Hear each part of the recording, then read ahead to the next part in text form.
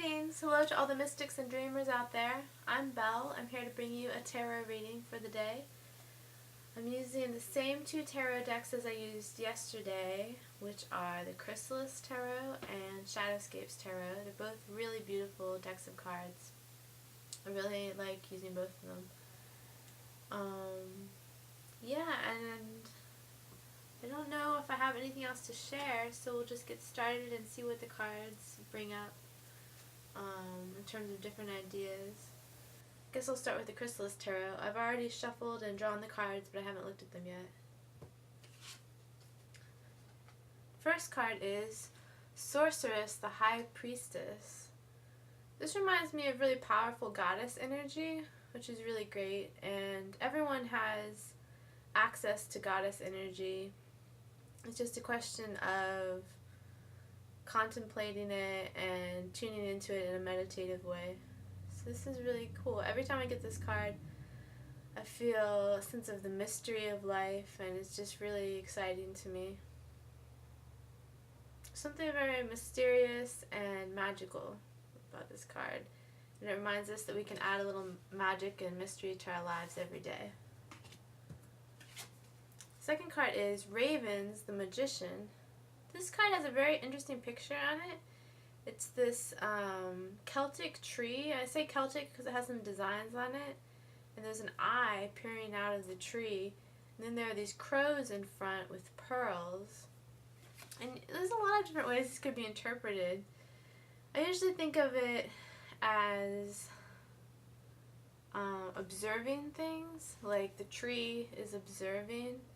So, to me, every time I think of observing things, it reminds me to have some quiet time and to be a good listener. I'm working on my listening skills because I tend to talk a lot, which is great, but I want to be a good listener too because I want to hear what people have to say. I want to know who people are. And I don't want to always be overwhelming and always into my own things. So, whenever this card comes up, because of that tree with the eye, that's what I always think of, is observing things and being respectful of what you see. The third card, we're doing 5 cards from each deck, is Mat. I hope I'm pronouncing that correctly. It's the Egyptian goddess Mat. And the card is Justice. And justice is really important to me. I was reading about the tarot in a book, and I was reading about the Justice card a few weeks ago. Because obviously, if you read the news or you listen to anything about what's going on in the world in different parts of the world, you end up having a sense, you ask yourself, like, is there really justice in the world? And I think even if justice is not always evident in our world, I think in the spiritual sense there's definitely an idea of justice. Or at least that's what I was reading about in these tarot books that I had. So even if we don't see justice in the visible world, I think spiritually it's good to have an idea of justice still. And I don't know if I'm taking this the right way, but I want to live my life according to values and ethics that are important to me.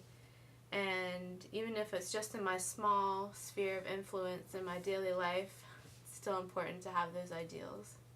The fourth card is the Pilgrim, Page of Scrolls. This is someone who's going on a journey. I guess it's a woman, but it could be a man or a woman. Someone going on a journey. I don't know, this reminds me of different ideas of the term journey. A lot of times I talk about a spiritual path or a spiritual journey. Excuse me. And I feel like, obviously, a big part of the spiritual path or spiritual journey is meditating and being quiet, being contemplative. So, to me, it's just a metaphor.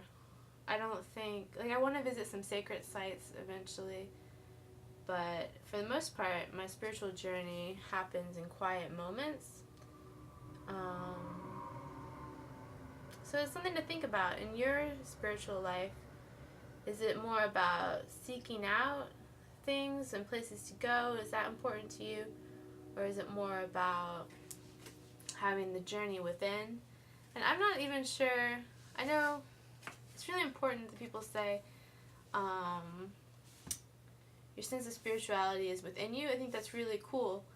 But I'm still learning what that means fully, I think there's so many levels to saying, like, what you're seeking is within your heart, or what you're seeking is within your own soul. I think there's a lot to that, and I'm still learning about that. So that's what this card reminds me of, the journey within, I guess.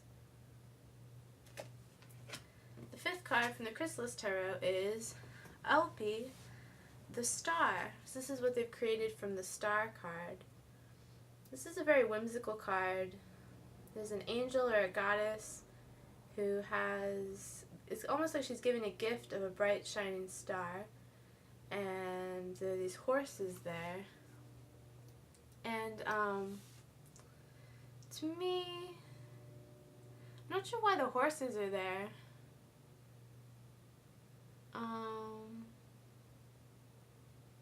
The horses could represent different elements of life. It could represent attracting or aligning or syncing different elements of your life by having like a shining heart center or something like that. She actually has a heart on her, in her hair. That, I don't know if you can see that. There's a heart right here. That's a heart, I think, in her hair. Yeah, the horses could be like these wild parts of your personality that, if you have a strong center, will line up in better ways. Okay, those are great cards for the first half. Now we're going to get into the Shadowscapes Tarot. I drew five of these cards as well. First card is Four of Cups. This is very magical because it's a mermaid and there's some fairies too. But the mermaid looks like she's kind of languishing.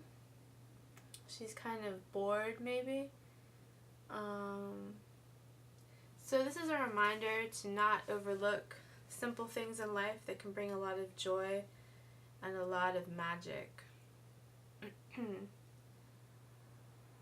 That's what I would say. Yeah, because it looks like she's kind of languishing. So, yeah, that's interesting to me. Okay, let's see what the second card is. Let's keep going. Oh, the star for this deck, too. This is really cool. This is interesting how differently they've portrayed the star card. So first we had the star with the horses and the goddess. That's the first star card. And now we have the star is being connected with the ocean. Let's show that again. So the star is connected with the ocean. It's a very powerful woman. Very powerful feminine energy, very powerful goddess energy. She almost seems like naturally she's unleashing this power. It's connected between her. Okay, so I like the way that she has her feet in the water or her feet near the earth, and then she's connected to the cosmos above her through this energy that's pouring out up here, and then she's connected to the cosmos, and you see the star there. So a lot of people will do meditations about connecting, using your body to connect earth and sky energy, and there's all kinds of meditations that are pretty similar that people share about that. I recommend looking some up on YouTube or elsewhere. It's something that you can continuously work on, I think, because I don't know, it just seems like there's a lot to it, and I'm still learning about it. But a lot of times people will say, like, draw up earth energy through your feet, connect to a sense of the earth. And you're using your imagination in this, I guess, to visualize it. and then you imagine some stars or something out in the universe, and you draw that energy through your crown chakra, and then you kind of center and ground everything in your heart, usually, I think. There's some great meditations about that. This is a reminder to me to do some more of those meditations. Maybe it's a reminder for you too. Okay, third card from the Shadowscapes Tarot, the World. This is interesting. So many great women pictured in these cards. So this is the World, and you see the moon is pictured there, and she's gazing into a crystal ball. It reminds me of kind of the macrocosm and microcosm idea about how you can make a small change in the microcosm and it has a relationship to what's happening in a broader sense. I think that's what that idea means. I'm still learning about that too. The thing that strikes me about this card is that, like, it might be good for her to gaze into the crystal ball, but I feel like she's missing a lot by looking inward. So maybe it's good to have a balance. Like I was talking about in the Pilgrim card earlier, I was talking about an inward journey. But in this card, it almost looks like she's looking inward too much, looking downward and inward too much. So maybe she's missing things. Like she's missing this beautiful sky back here, this beautiful moon. And there's all these like sparkles and birds, and there's all this greenery around her as well. So I would say it's about a balance between contemplation in a quiet sense that's more directed inward versus enjoying being in the world, enjoying what you see, and taking inspiration from things in the world. You've got to have a balance. Okay, the fourth card. Wow, this is a great card. The Seven of Pentacles. It's really interesting that this comes up so much when I draw these cards. Okay, so there's these beautiful magical fruits, and there's this fairy character. I think she's a fairy because she's not wearing any clothes. A lot of times I think fairies can be portrayed either with or without clothes. So there's this magical fruit, and the fruit is right there. It's ripe and it's ready to be plucked from the vine. So this reminds me of all the gifts and all the abundance that there is in the world. And the world is really so rich, and I'm using the term rich in a very positive way. For instance, you just go on Amazon, you look up a topic. People have written so many books on that topic, and it's so intriguing, it's so interesting. We'll never be bored, basically. That was a big fear of mine when I was growing up, is that I'd get bored at some point, but now I know it's not possible. So this reminds me to take the gifts that are offered to you, take the opportunities that are offered, and do not, don't overlook how much you have. So it's like gratitude too. I really like this card. I really like the way that there's this magical fruit that's just like right there, waiting to be plucked from the vine. It's just very, it's just, like I said, it reminds me of abundance, and it reminds me of how rich life is in kind of a natural and fun way. And the last card is something that I haven't gotten before, the Six of Wands. And this is more of a morose card. It looks like, okay, I would say it looks like this person thinks they've won, but there's a lot of destruction beneath them. So it looks like there's a battleground here with all this. This looks like destruction of a battleground to me. And then this person is standing there holding up a wreath, like a laurel that is like victory, but he hasn't really won anything because everything is destroyed. So obviously, to me, based on what I've been reading recently, everyone is really upset over how much we're destroying our planet, and we think it's kind of like our culture or our society thinks we're victorious, but we're just leaving like total destruction in our wake. So I'm just laughing because this is kind of ridiculous to me that this person thinks they've won something, but they haven't. They're standing there and everything is destroyed. So it's kind of a negative thing to end on, but yeah, I would say it just means keep up